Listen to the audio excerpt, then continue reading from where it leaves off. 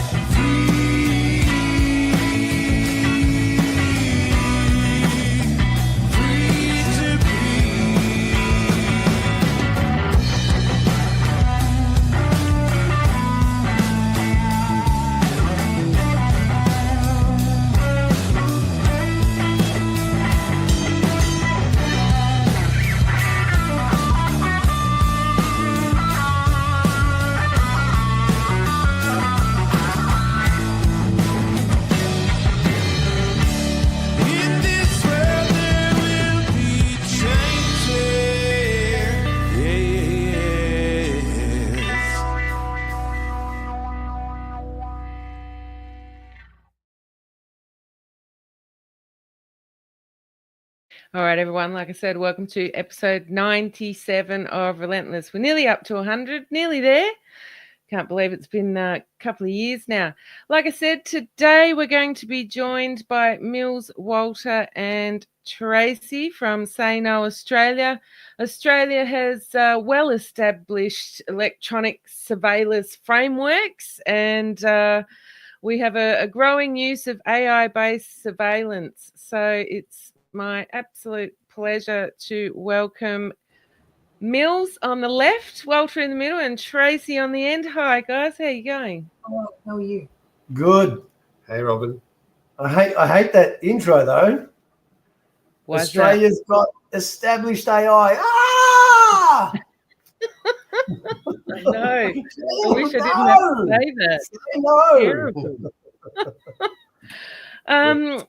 Just for everybody, the Say No Australia is a new campaign, and we were just talking about it before you went live. Started just 2 weeks ago, and we can see in the thumbnail that's the images, so you'll be able to identify it on social media. You do have a freedom truck, which we also had a little bit of a talk about, but can you introduce the Say No Australia campaign to the audience? Okay. Yeah, you do it. Introduce the Say No Australia campaign. It's all about rejecting AI digital surveillance. So it's not about rejecting AI. AI is here to stay. There's good and there's bad. What the campaign's about is the biometric surveillance state that's been quietly unravelled all around us, all around the world. It's been installed and it's been quietly rolled out bit by bit under the guise of safety, health and safety as always. That's what we're concerned about. So it's about the surveillance of Australians, which I think all Australians would reject. Yes, well, I think it's been brought to the wider public's attention with places like Bunnings and, if I'm not mistaken, was it Kmart that was using facial recognition technology. Before we get on, and only open this year, a condition of entry was accepting being part of surveillance. They were testing. And your friend was one there. Of the first places they were testing. A friend of mine was there at Rod Laver for one of the big games, and he said as you walk through in the corridors, there were cameras every 2 meters or so, and he said it was really daunting to go through that, and it felt like Big Brother is here with all these cameras, you know, and they're trying. I guess by doing that and rolling it out, they try and normalise it. And people kind of slowly will get used to, oh, well, it's just there, you know, for good reasons.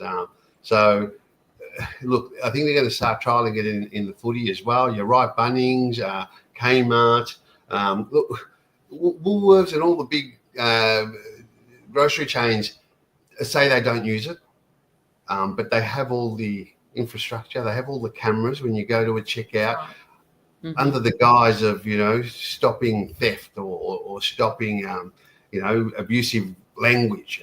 Under these kind of mundane reasons, they sit there and they feel they've got a right to invade everyone's personal privacy, and you agree to it effectively by walking into the store, which is ridiculous. So look, they say that a public statement is that they don't employ any AI or facial recognition technology, but it's a button away, and I'd be gobsmacked if there wasn't something happening in the background off the record.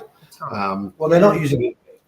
Yes, their intention is to use it. Publicly, they're not using it. Apparently, a friend of ours was saying one of the hospitals, I'm not sure if it was the Northern, I think it was, they've got it in there, and they tell everyone that you're being monitored.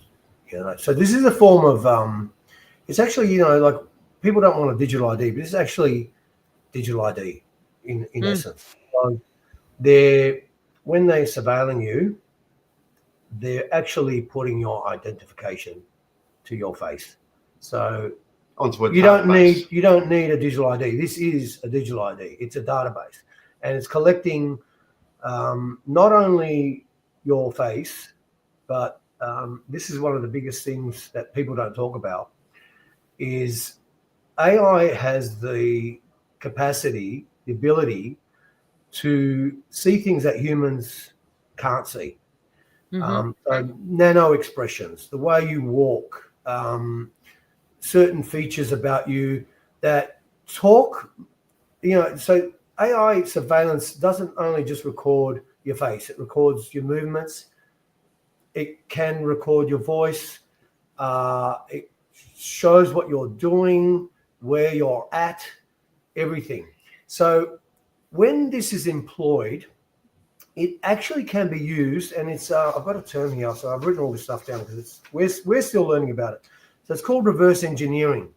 So what they're doing, what they have the capacity to do, is study you like you've never been studied before. So humans can't pick up on tiny nano expressions and mathematical, differences in walks and stuff. AI can. And when they've got a data bank on you, they can match it up with other people, and they can say, right, this group of people suffer from depression. This group of people are alcoholics. This group of people, they can start to allocate traits and reverse the learning, so they can delve so much deeper. Because imagine if someone's watching you every single day, like imagine 10 people watching, like AI is like 100 people watching you and picking up everything you do. Your doctor would have no clue compared to this massive AI bot that's watching you.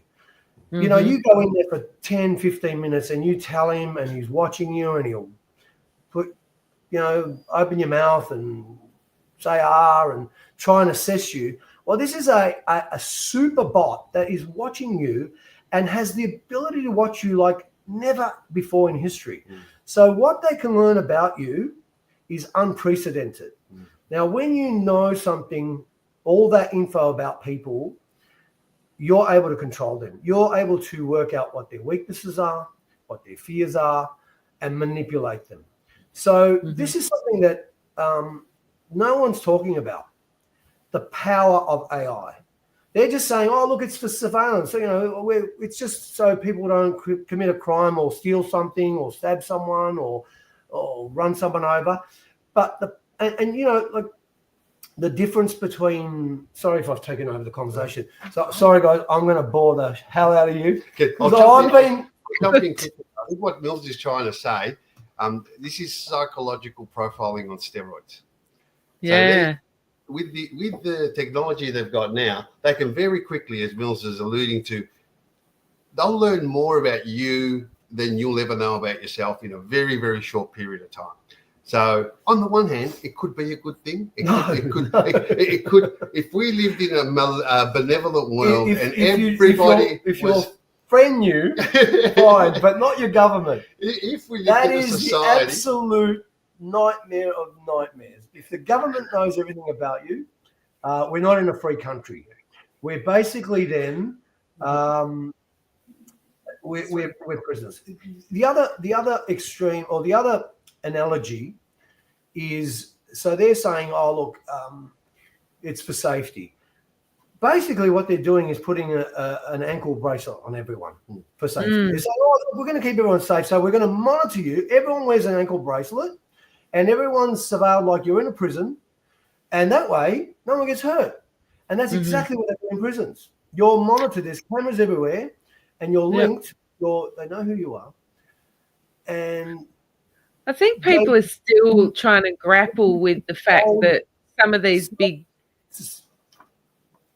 Go, Robin. Sorry, Mills. Cut you off there.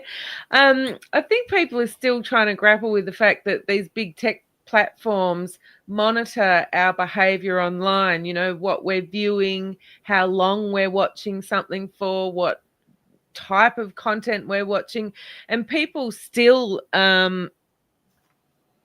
struggle to wrap their heads around that. Even some people don't believe that that's happening.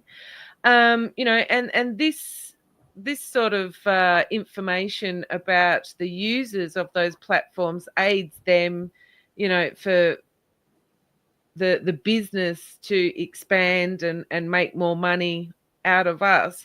But this is a whole nother tin of fish, and like you said, that psychological profiling, the ankle bracelet. I've done many speeches at a couple of speeches at rallies about being free range prisoners. You know, we're allowed to walk around, but you know, we're already in a you know, an open prison at the moment. Do you think the wider general public are aware of the capabilities of AI surveillance? Well, the first thing is, so a lot of people that I've approached, most people just go, oh yeah, it's terrible.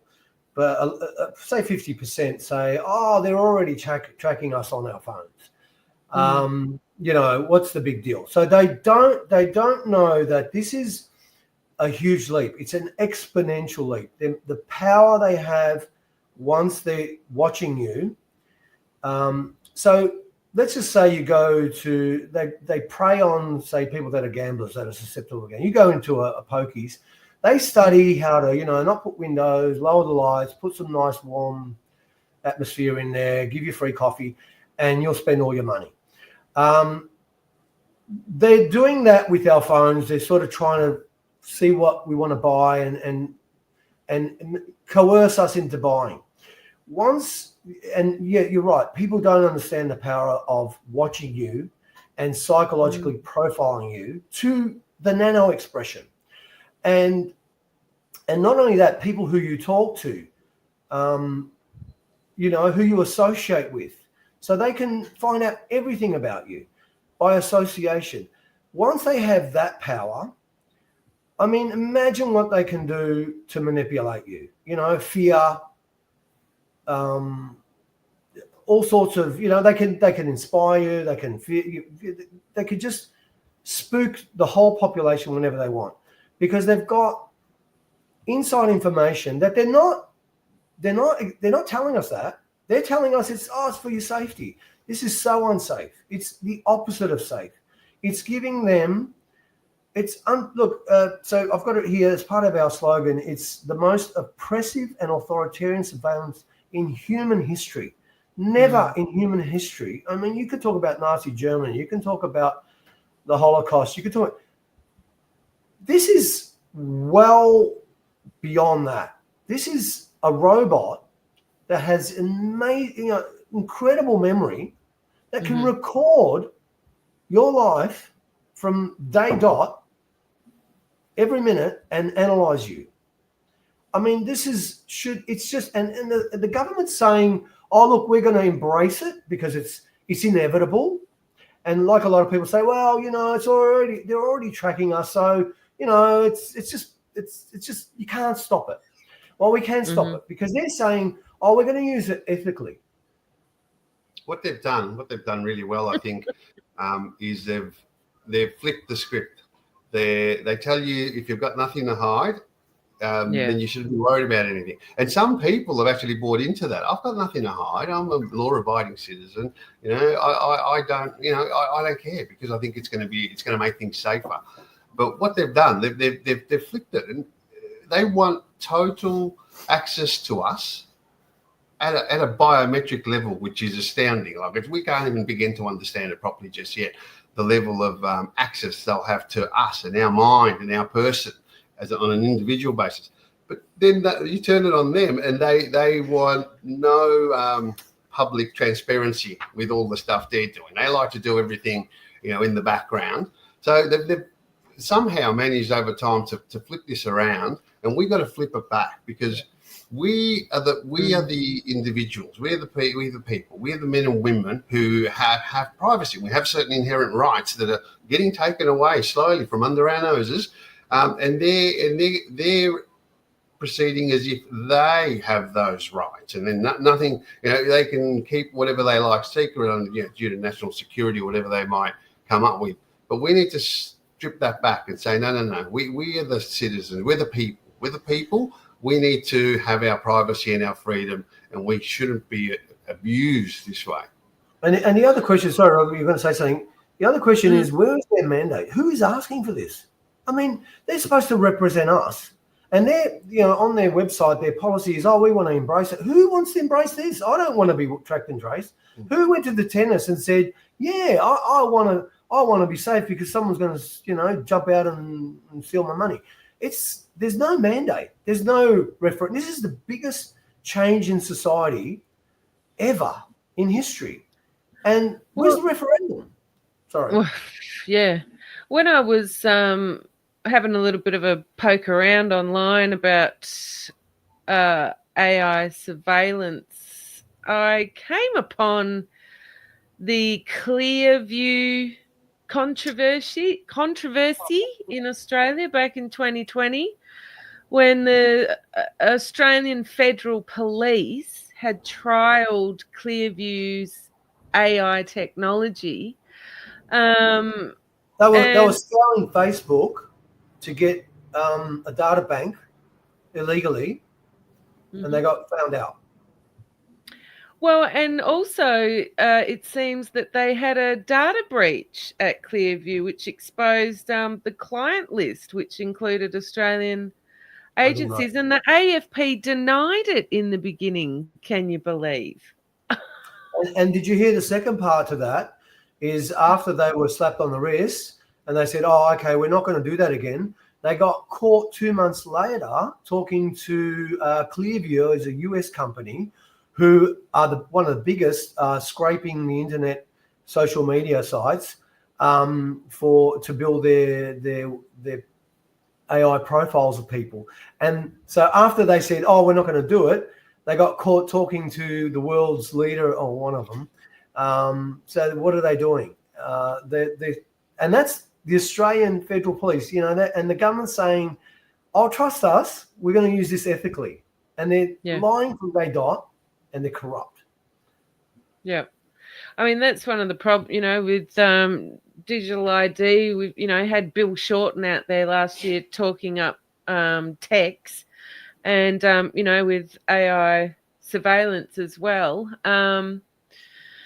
You know, all of the implications of that upon us, you know, you've touched on some of them already, but I mean, you know, the other thing is, how do we know, even when we don't give our consent to be surveilled in such a manner, how do we know that all of those little minute details about how we move and all those things you were talking about before aren't, you know, sold off to, you know, think tanks like Tavistock? We do know, Robin, we do know.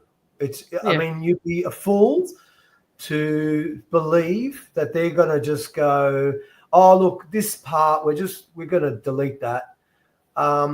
These oligarchs, these globalists are salivating over this technology. It's come about, and they said, wow, we can now bring on China in all the free world, and these guys will think it's for safety.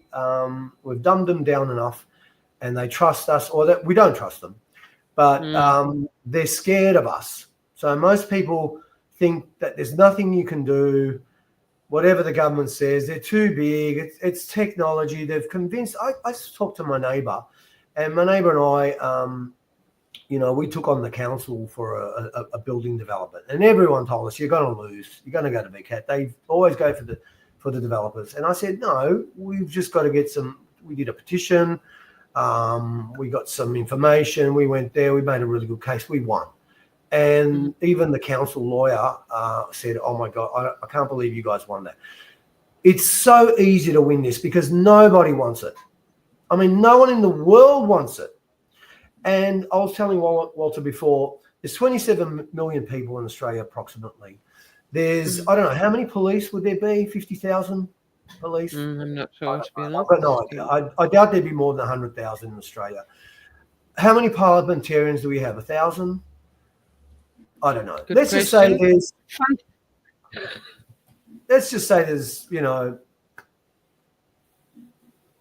a couple thousand. I don't know. There's too many. However many. Whatever. So we've got 150,000, 200,000 people we've got to beat. We're 27 million people that don't want this. We've just got to convince 2,500 people we're not doing it. And what power do they have over us? But unfortunately, the 27 million people think we're powerless. Oh, we can't stop this. The globalists, we just got to do it. So that's the trick. That's the sleight of hand. And they did it with COVID.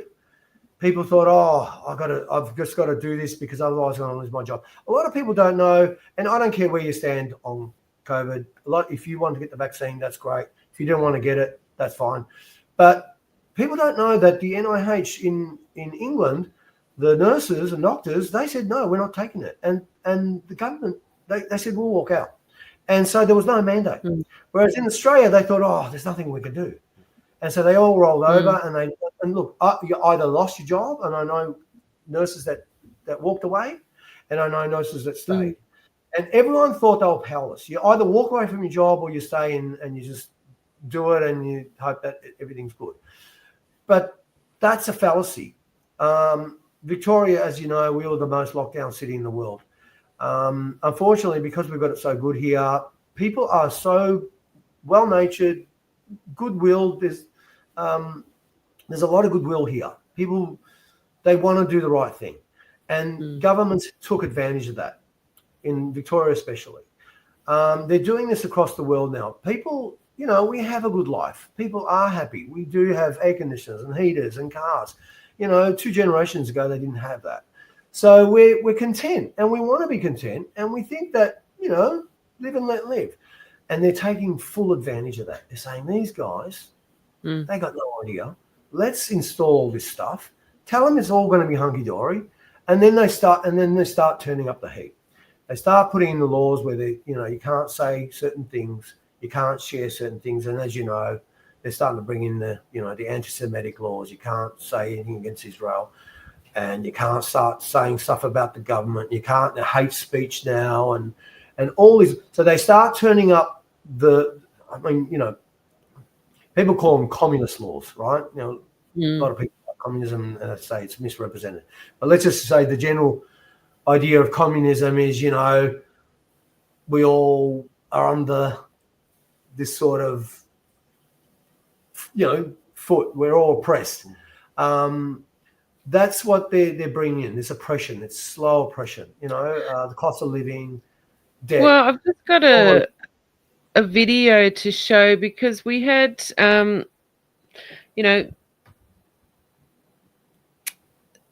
just talking about the US, but connecting it with Australia. I mean, whether you like Trump or not, a lot of people had big hopes for Mr. Trump and his second run as president.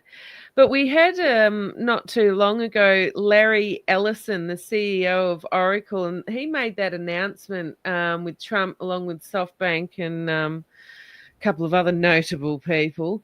About $500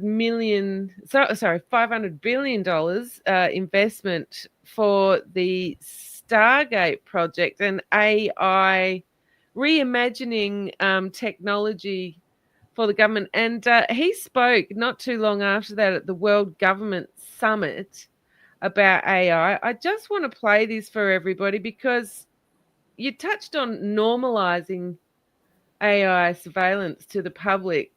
I think this is part of it as well, normalizing AI having such a big role, not only in the US, but around the world.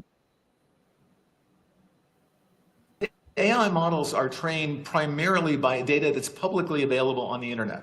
And there's a lot of climate data that's publicly available on the internet.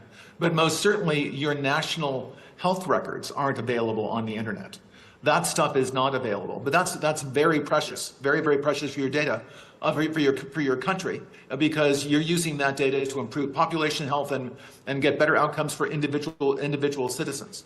So all of that data, and right now countries' data is fragmented. The problem is it's not like go to this database and here's all the data about my country. It's go to this 3,000 databases and here's all the information about my country. So but we know how to do that. You can pipe this data from these 3,000 separate data sources into a single unified database. And that's what we need to do. We need to layer on top of all of this fragmented data that we have about all this information we have about our country. And we need to take that and unify that into a single database. So when we ask questions, the data model has all the information it needs to answer the question, discover the insight, and recommend an action. A single unified database. That's a frightening thought, isn't it? What could possibly go wrong, eh? Well, it's the exploitation of humanity. They're exploiting humanity. They're not. Oh, yeah. This is not a like it's against all human rights to do this, to get everything they know about and put it in one spot. Nature is the opposite. It's everyone. We're part of a web, and we're all connected, through the web, not in one spot, and an authority has access to that. That is diabolical. I mean, what could happen could be catastrophic. And, I talk about, workplaces. If you're a boss in Australia and you've got a workplace, there are so many regulations. You have to do courses. You have to paint white, yellow lines on the ground. You've got to wear safety vests. There's got to be signs everywhere. There are really clearly defined sort of penalties. If someone gets injured and you've done something, you go to prison. The company gets fined millions. There's books and books and books, reams. There's so many hoops, ticks you have, boxes you have to tick. It is so governed because they know the workplace is dangerous and they don't want to hurt anyone. With AI, they're just going, oh no, we're going to use it ethically, and it's exciting, and we're embracing it, and we're going to put it all in one big space, and this could be so catastrophic. I mean, there's nothing, there's no protection. They're not going into it. Look, hey, this is the first time humanity is going into this. We already have people in China that want to get out of there. People, my family member, I don't want to say who it is, goes to China regularly. He's a sort of buyer for a company. He said they hate it. They want to get out. It's oppressive. It's like someone's watching you all the time. What it does to society is it actually changes society. People are scared. So like people that say, I'm okay, I've got nothing to hide, I'm not going to break the law, so what am I got to worry about? It does much more than that. It makes you feel like, I better not say anything different to anyone else because I don't want to stand out. So it makes a one-size-fits-all. It stops creativity. It stops you being yourself. Even if you've got nothing to hide, you get scared. You think, I better not say that because I'm being monitored. So you're not free. It changes the whole society into this sort of scaredy cat, don't, and people in Asia, even in India, I've got friends in India say people don't want to talk about, they don't want to say anything. So this is where it is so dangerous for humanity to go. I mean, we're going backwards. And they're not writing journals of protection layers. They're not writing, if you do let it escape out of, well, you're going to prison, and there's nothing. It's kind of like, we're kind of normalizing it. That happens, but there's nothing you can do. It's the way of the world. And people have just got to say, no, it's not. It's not the way of the world, and we're not doing it. We're not participating. We're slowly bringing it in, and I think we just all got to start pushing back. And I think we have to get Sorry. Do they have any amendments or anything like that for the Surveillance Devices Act or something like that protects people at all? Where are we with all these different acts? Because we've got the Surveillance Devices Acts, the Telecommunication Act, there's a mandatory data regime in Australia, which I seem to think I learnt at one stage that all of our telecommunication data is kept, or metadata is kept for 2 years. It's required to be kept. Where are we with all these different acts? Are they building laws and frameworks around introducing AI? Look, I'm not right up to speed with it. I was doing as much research as I can. Like I said, we're scrambling. We're only a small group. They're kind of trying to adapt it to the current surveillance laws. So they're, as far as I know, I mean, it sounds like you probably know more than me. But it's a kind of, they're comparing it to surveillance. So when you've got a video camera, say, you're watching over a supermarket, you've got video cameras, and they, have to be used in a certain way because there's privacy and stuff like that. The difference is that when you attach AI to it, it's not just another little extra bit. Like, it's a bit more, it's a bit more. We could just add to the new laws because it does a bit more. When you attach AI to it, it is a completely different, it's an exponential. I keep using that word. It is so different to surveillance. It's actually digital ID, and it's actually you've got to imagine when you walk around, there are not cameras over there where they're far away and whatever. Someone's actually recording everything you do right in front of you.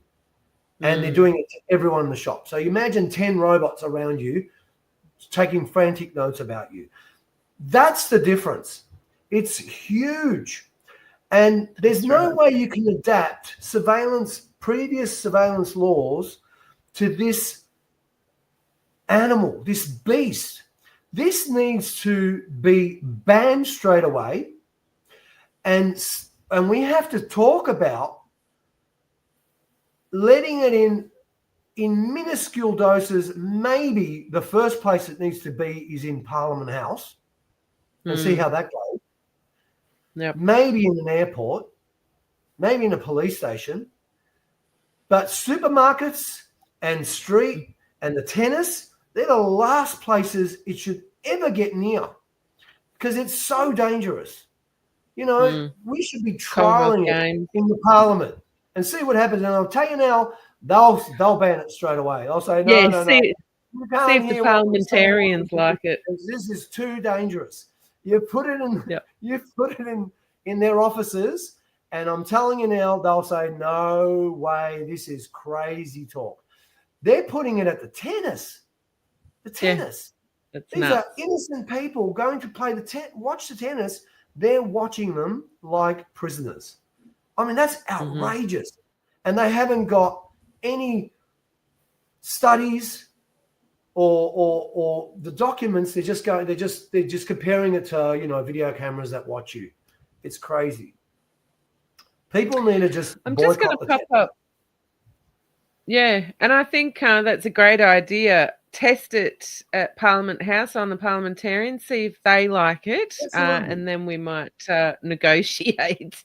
I'm just popping the Freedom Truck up there. Keep Australia free, reject AI surveillance, say no.au, and obviously to reject the most authoritarian surveillance in history. Walter, do you want to tell everyone about the truck? The truth truck. It's been around for a little while now. I think a lot of people get Charlotte. Yeah. When Michael had it for a while, he renamed it Charlotte and took it for a spin out west. Yeah. We've done a lot of campaigning with this truck. It's a unique vehicle. It cuts through the censorship like nothing else. When it's out on the road, people see it, they can't unsee it. So regardless how they feel about things, the main thing is to get people talking about things. So we've been campaigning for Julian Assange for many years, and that was, most people thought that was futile for a long time because it went on for so long. The superpowers around the world decided they were going to get this guy, and they dragged it out. But to everyone's credit, the tables did turn eventually because enough support got on board, and part of that was due to some of the work we'd been doing with Julian Assange. The truck was huge. The truck was huge. It went around the world. It inspired. We also did the van. The van, we wrapped the van for his dad. That went to Canberra, Sydney, Adelaide. Yeah. So we did a lot of work with it, but the truck came about through the COVID era. We needed something. If you recall, I'm sure everyone does, the censorship was out of this world when COVID happened. Regardless what side you sit on, it's really irrelevant. But they decided, because of this perceived threat, that they could take all our human rights and turf them.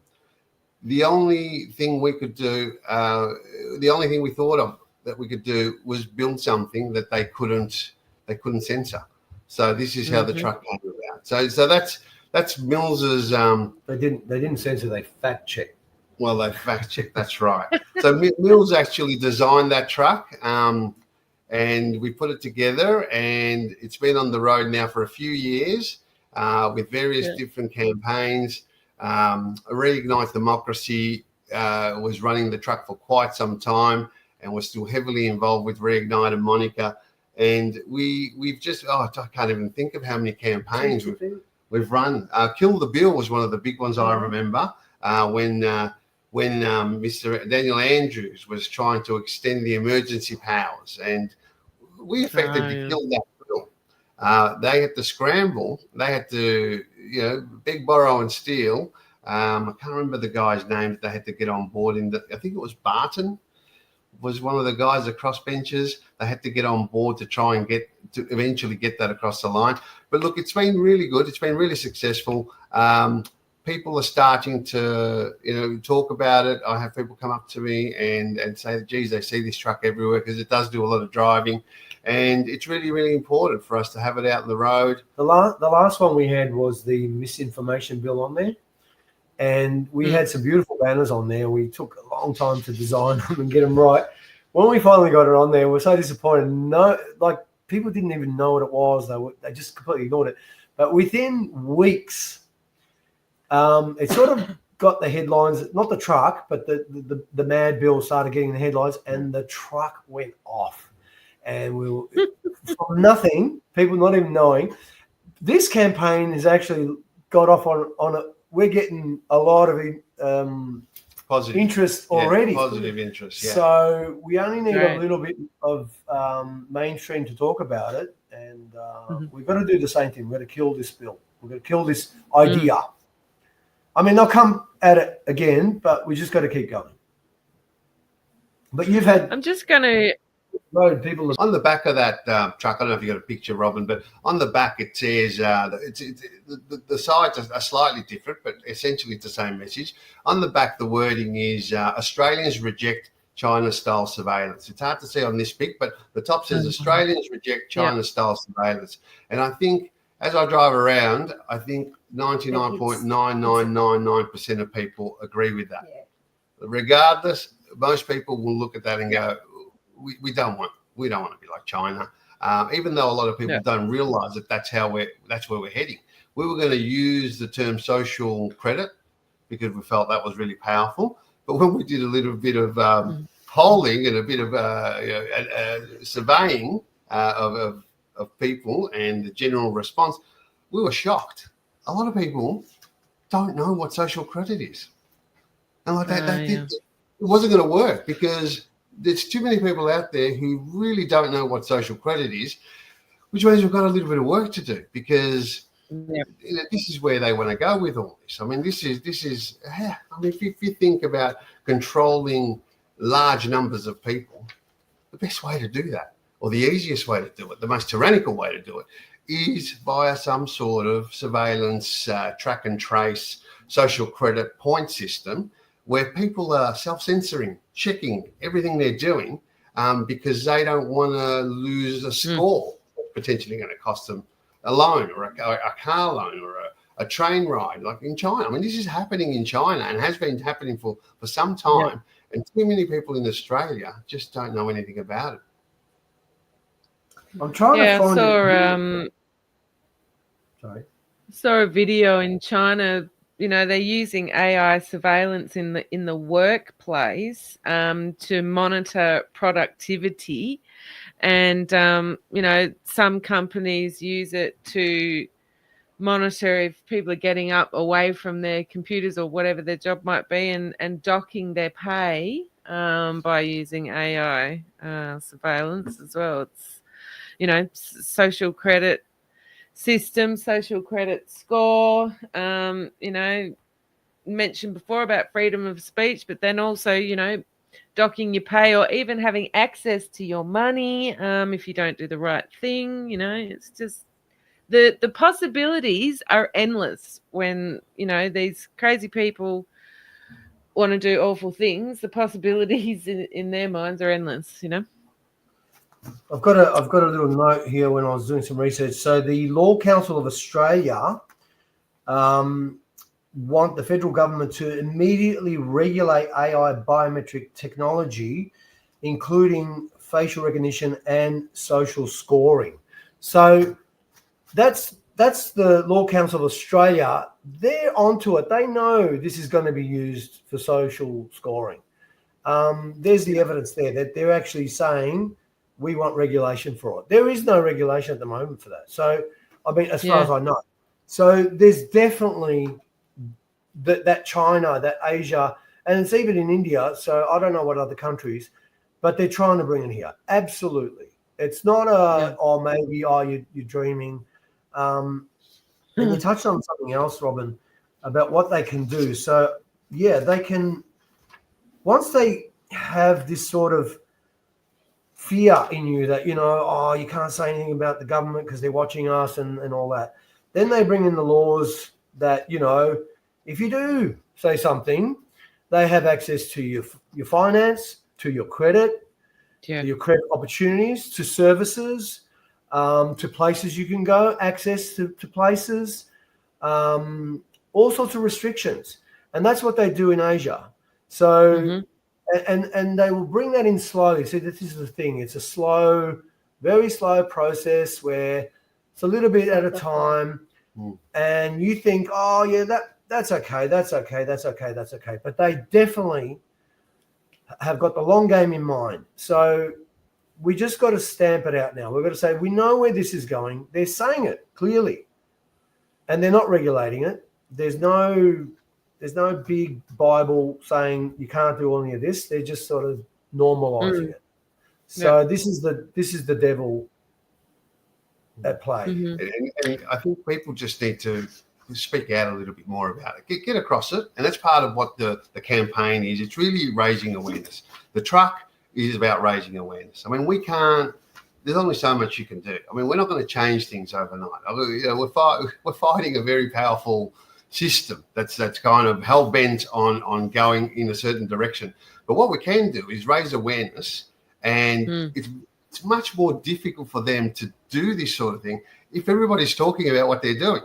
If you remember the cash issue that they tried to, well, they want to go cashless, but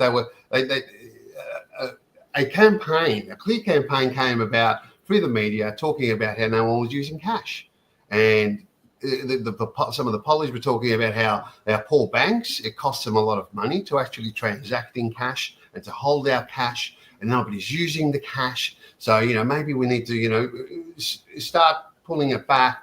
And we were part of a campaign, Keep Cash Alive, which within a very short period, people thankfully cottoned on to the fact that we can't let them take away the cash.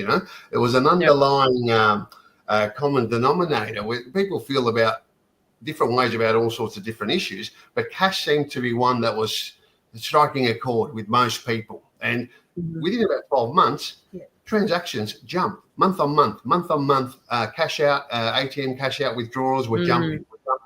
So they had to then pull that back, and they stepped it back, and they're probably going to have another crack. But I think cash is going to be very difficult for them, because Australians said clearly, no, we're not getting rid of cash. And that's what needs to happen with these other things. People need to get across them and start talking about them. Talk to your friends, talk to your neighbours, talk to the guy at the server. Because if everybody's doing this, then it's much harder for them to do it. But if everyone's just wrapped up in their own little world, watching the tennis, going to the footy, and not really worrying about these issues that are going to impact everybody's life in a big way, we're in trouble. But I'm optimistic that people are starting to put two and two together, particularly after this whole COVID mess. I think people are questioning things a lot more, and they're not taking things for granted like maybe they have in the past. And driving around with the truck, I get a lot of smiles. I get a lot of nods from a wide range, young people, older people, lots of different backgrounds. People seem to be cottoning on that, we've got to be careful about where we're going. So, we've just got to keep raising awareness. And in numbers, like Mill said before, there's so many of us. If only a fraction of people start pushing back and start actively not participating, and instead of falling for the whole, we better be careful, there's hate speech laws, we better be careful about what we say, and becoming into your shell, which is what they want. This is what they want. This is how they want to control everybody. People need to break out of that shell a bit more and talk about things. You've got a right to discuss issues that are happening, things that you're not comfortable with. And the more we do that, the harder it makes it for them. And that's all we can do. There's only so much we can do. The other thing too, which in Western Australia over the past few weeks, we've had the city areas. I'm from the bush, so this isn't uncommon, but in the city, large areas just having blackouts. And it's always in the back of my mind, are these big data centers that they're building for such things like this, because they require an immense amount of power. Does that have anything to do with it? But also, a lot of people are motivated by information where they can see something directly affects them. So, what do we need to do to, obviously campaigning, education and talking, clearly, but, to alert people to the fact that this technology, even if you don't care about it, I haven't done anything wrong, why would I worry about it? The effect that it has, the impact it has on the environment, and also your electricity costs, you can guarantee the people of Australia are going to be paying for it.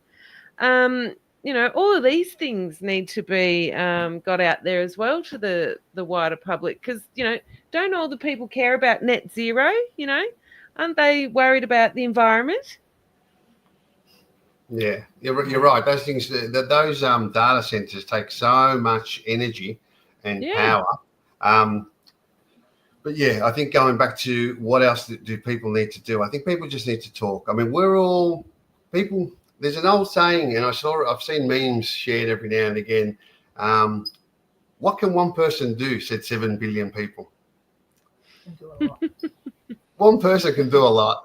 one person can talk to another person, can talk to another person, and it's a chain reaction. Yeah. And you don't have to do much. I mean, what I'd suggest is the best thing, I can't remember who said it, but there's a famous saying, which says something along the lines of the most revolutionary act that one can do is to always proclaim loudly what is happening. We just need to talk about what's going on.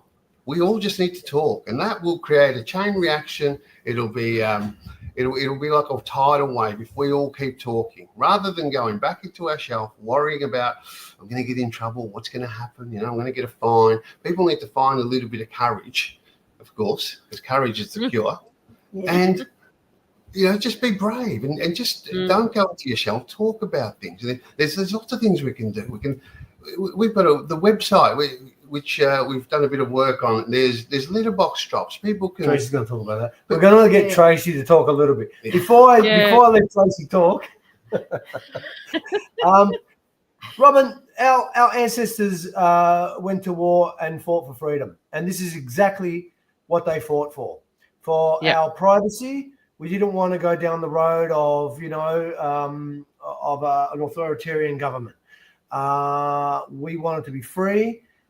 We didn't want to be controlled by government. We want a democracy where the government represents us, and they don't control us. We control them. They work for us. They're trying to flip it over, and they're saying, no, let us control you, and it'll be safe for you. No. We'll control you, and we'll tell you what we want and what we don't want. And Tracy's going to tell you how to do it. Okay, so if you can visit our website on saynoaustralia.au, and if you can also follow us on Facebook, even if you can follow, share, and like, and tell your friends about it. Yes, just speak up about it whenever you can and talk to as many people as you can, your neighbour, people around the corner or whatever. And if you can be a foot soldier also and help us with our flyers, we would really like. So we've got the flyers here. Oh, okay, we've got the flyers. Yeah. So if you can help us with that, that would be great. If you can contact us on our website or on Facebook, we would really appreciate that. And also, if you can talk to your MP members and just get it out that we do not want this. Also, it's not on the webpage. Our web guy's working on it tonight. There's going to be a how-to. If people have never written to their MP, a bit nervous or don't know how to, he's going to put a whole page of how to find your MP and different ideas to do that. Also, if you could boycott like the football, even if it was just for a week, a couple of weeks or whatever, they are going to know that you do not want this. That's if we're thinking football, they're going to try and normalise it this year. Yeah. There's word on the street. But if you could boycott places like that, even the tennis, I mean, that's gone now, but if you could do that, that would be great because it sends a message out to people that we don't want this. And also, I just want to say no one is really coming to save us. We have to save ourselves. We are the white hats. So if we can really, there is more of us than them, as you said before. So we really have to come together now. Like there were so many people at Epic. Where are they? We need them back now. We need them to come and support us.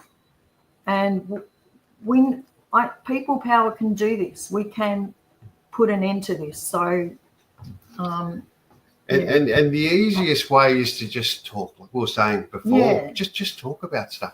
Raise it in conversation. You don't have to go out and arm yourself and sort of be a knowledge base of what's happening. You just need to ask the questions, like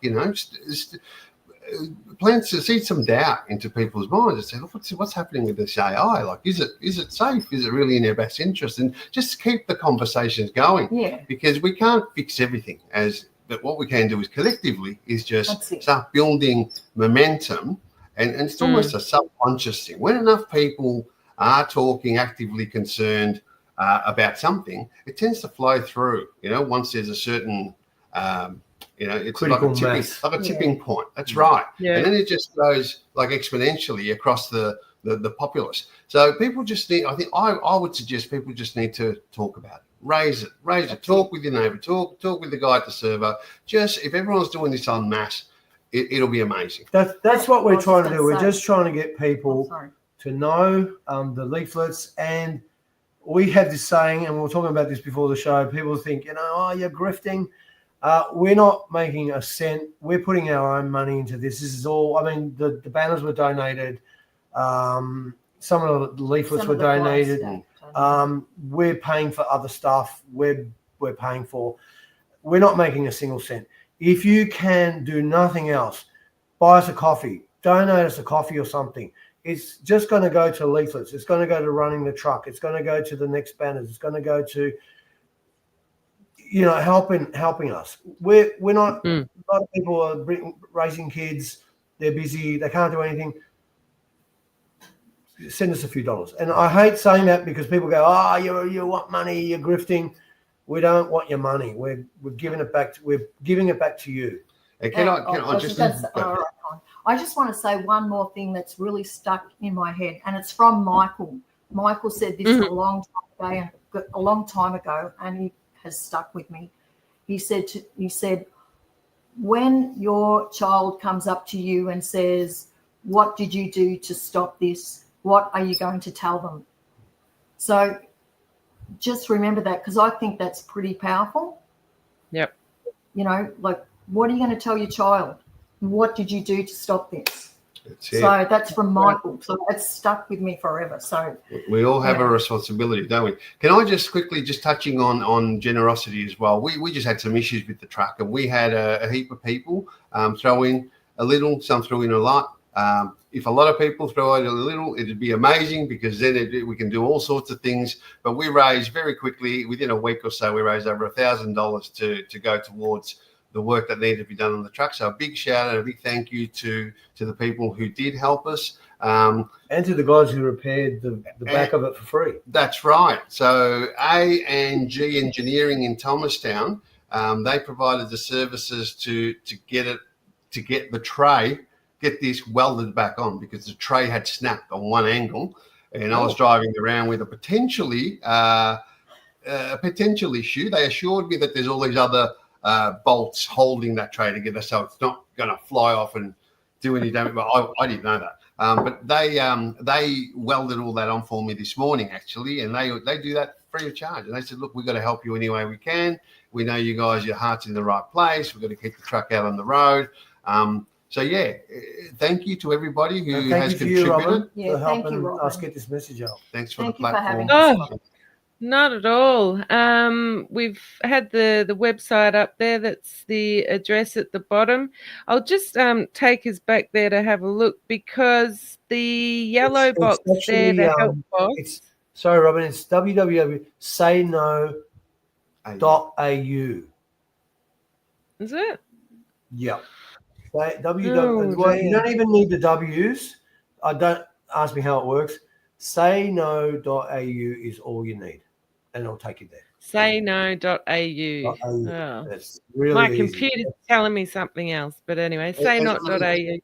If you get stuck, just go to the Facebook page. They Say No Australia, the Facebook page, and you'll be able to get to wherever you need to get to there. Oh, and one more thing, sign our petition. Oh yeah, that's important. Yep. So you've got on the website there, you can sign the petition, and also if you're going to sign it. Sorry, Robin, I keep interrupting you. I'm terrible. Don't just sign it. Sign it for every member of your family, because we're not trying to get one signature per household. We want every Australian. So your kids sign it, your parents sign it, your friends, your neighbour, everyone. Yeah, brilliant. Yeah, and you can get in the yellow box there. You can download the flyer that we had up on the screen as well. Thank you, Lee. Thank you, Daniel, for putting the web address there. I don't know what my computer's doing there, but anyway, That's okay. Technology. Yes, so if people can go along, like I said, it's a brand new campaign, so make sure you go along to Facebook and X and follow along there and visit the website as well. And if you've got some time to hand out some flyers and all those sorts of things, that's fantastic. Thank you so much for joining me, Mills, Walter and Tracey. Do you have one final message for the audience before we end the show? We're hoping that Western Australia can join us in this letterbox drop. Do you think they would be interested in helping? Oh, absolutely. Yep. We've got Awesome. some West Aussies watching, I can see in the audience. That'd be amazing. Just a 20-minute walk, a half an hour walk. You can get a few flyers out while you're out there getting some exercise. It's a win-win. Don't go out on a 38-degree day. Yeah, you might fall over. We did that. It wasn't good. Oh, dear. Oh, Holy no. moly. We're committed. We're committed, see? Yeah. That's right. That's right. Well, thank you so much for joining me. Thanks to everyone in the comments. And yes, it's been a great pleasure and all the best. And don't forget to go and sign the petition, everybody. And I'll see you all soon. Thanks, guys. Thank you, you. Robin. Stay Thank optimistic. We're Thank winning. you. See ya.